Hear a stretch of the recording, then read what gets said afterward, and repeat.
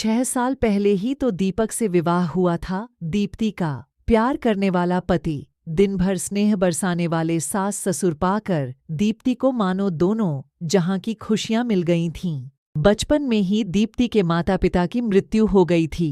वह मामा मामी के यहाँ पली बढ़ी। उन्होंने उसे बहुत अच्छे से रखा, फिर भी दीप्ति का मन किसी को माँ पिताजी कहने को तरसता रहता।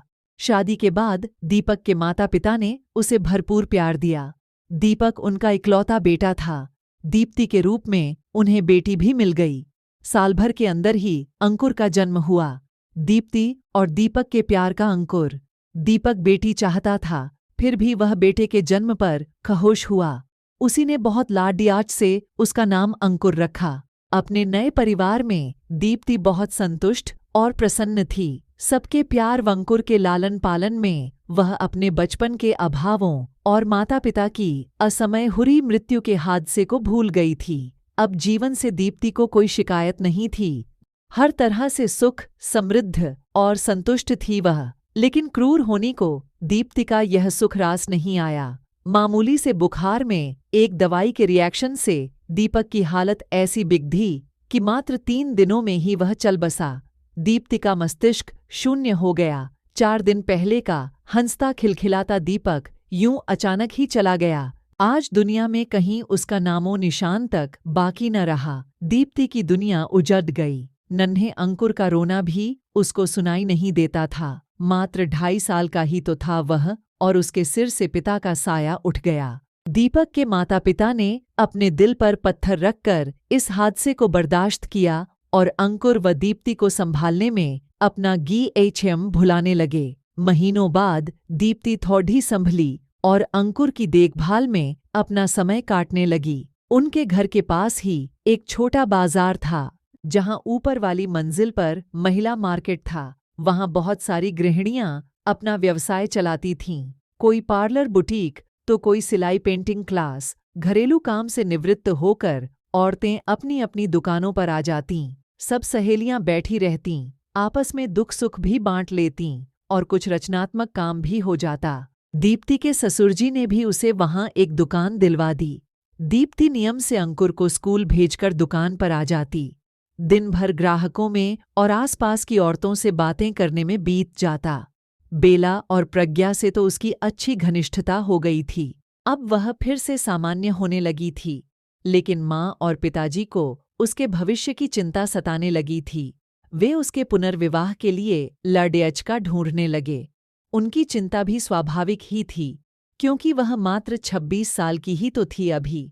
पहादसी जिंदगी वह अकेले कैसे काटती। दीप्ति दोबारा विवाह करने के लिए बिल्कुल तैयार न थी, पर सास ससुर के तर्कों और याचना के आगे उसे झुकना पड़ा।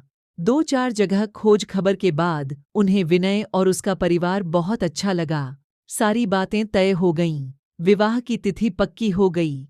तब एक दिन माँ ने बताया कि विनय अंकुर को अपनाने को तैयार नहीं है। दीप्ति पर तो मानो वज्रपात ही हो गया। उस मासूम से तो पिता का प्यार छीन ही लिया किस्मत ने। अब माँ भी छिन जाएगी। माँ, मैं यह विवाह नहीं करूंगी। मैं अंकुर से अलग नहीं रह सकती। माँ, मैं यह विवाह नहीं करूंगी। मैं अंकुर से अलग नहीं रह सकती। विनय से कहिए, अगर मुझसे विवाह करना है तो मेरे अंकुर को भी अपनाना पड़ेगा, वरना इस रिश्ते में मुझे कोई दिलचस्पी नहीं है। दीप्ति ने साफ सपाट शब्दों में कह दिया। ऐसा मत बोल बेटी, हम हैं ना अंकुर के साथ। सब जगह तुम्हारे विवाह की खबर हो चुकी है और मुझे विश्वास है कि तुम अपने अच्छे व्यवहार से विनय का मन जीत लोगी तो एक दिन वह अंकुर को अवश्य अपना लेगा। तब अंकुर को माँ पिता दोनों मिल जाएंगे। माँ ने दीप्ति को समझाया। बेबस दीप्ति माँ के तर्कों के आगे हार गई और उनके गले लगकर रो दी। अंकुर के बारे में सोचकर उसका कलेजा मुंह को आने लगा। 15 दिन बाद ही एक सादे समारोह में दीप्ति और विनय का विवाह हो गया।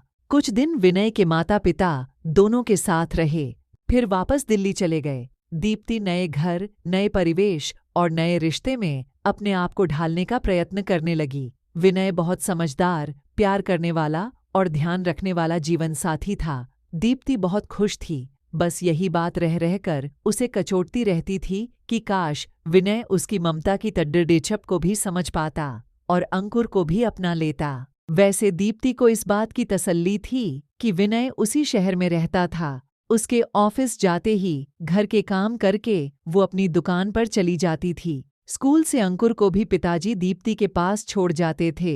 दोपहर भर दीप्ति अंकुर के साथ समय बिता लेती, उसे लाड़ प्यार कर लेती, लेकिन शाम को जब वह वापस घर आने लगती तब अंकुर रुआंसा होकर उसका पल्लू पकड़ लेता। तब दीप्ति का कलेजा तार तार हो जाता। बड़ी मुश्किल से वह भरी आंखों से फिर मिलने का वादा कर उससे विदा लेती। रात भर अंकुर का रोता चेहरा उसके सामने घूमता रहता और वो सो नहीं पाती। कुछ महीने इसी तरह बीत गए। एक दिन दीप्ति को पता चला कि वह मां बनने वाली है। विनय की खुशी का ठिकाना न रहा। वह दीप्ति का हर तरह से ख्याल रखता। कुछ और महीने बीतने पर दीप्ति का दुकान पर जाना बंद हो गया और अंकुर से मिलने का जरिया भी। कभी कभी माँ पिताजी अंकुर को दीप्ति के घर ले आते, पर रोज रोज तो यह संभव न था। उसका हृदय विकल रहता। नियत समय पर दीप्ति ने एक बेटे को जन्म दिया। इस समय विनय के माता पिता उसके पास आ गए। जब नन्हा 3 महीने का हो गया तो वे लोग वापस चले गए। अब दीप्ति दिन भर नन्हे के देखभाल में लगी रहती। नन्हे की देखभाल के दौरान उसे हर पल अंकुर का लालन पालन याद आता और वह तड़प उठती।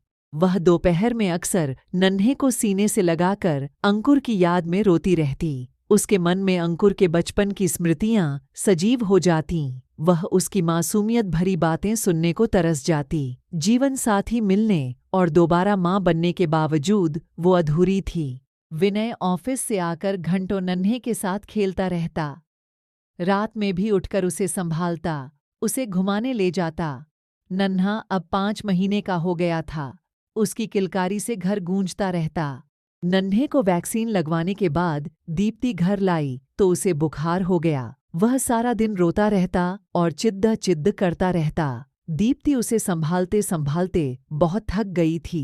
विनय, अगर आप इजाजत दें तो मैं कुछ दिनों के लिए माँ के यहाँ हो आऊं। वहाँ नन्हे की देखभाल भी ठीक से हो जाएगी। उसने विनय से पूछा। हाँ दीप्ति, हो आओ, तुम्हें भी थोड़ा आराम मिल जाएगा। बहुत थक गई हो तुम। मेरी चिंता मत करना, ऑफिस का कैंटीन बहुत अच्छा है, मैं वहीं खाना खा लिया करूंगा। विनय ने सहर्ष अनुमति दे दी। दीप्ति खुशी खुशी नन्हे को लेकर माँ के घर आ गई। नन्हे को सारा दिन माँ पिताजी संभाल लेते। दीप्ति पूरा समय अंकुर की देखभाल में बिताती। उसे नहलाना धुलाना, खाना खिलाना सब वह करती। महीनों बाद अंकुर रात भर उससे लिपटकर सोया। वह उसे नई नई कहानियां सुनाती। दीप्ति बहुत खुश थी और उसकी ममता भी पूर्ण रूप से संतुष्ट थी।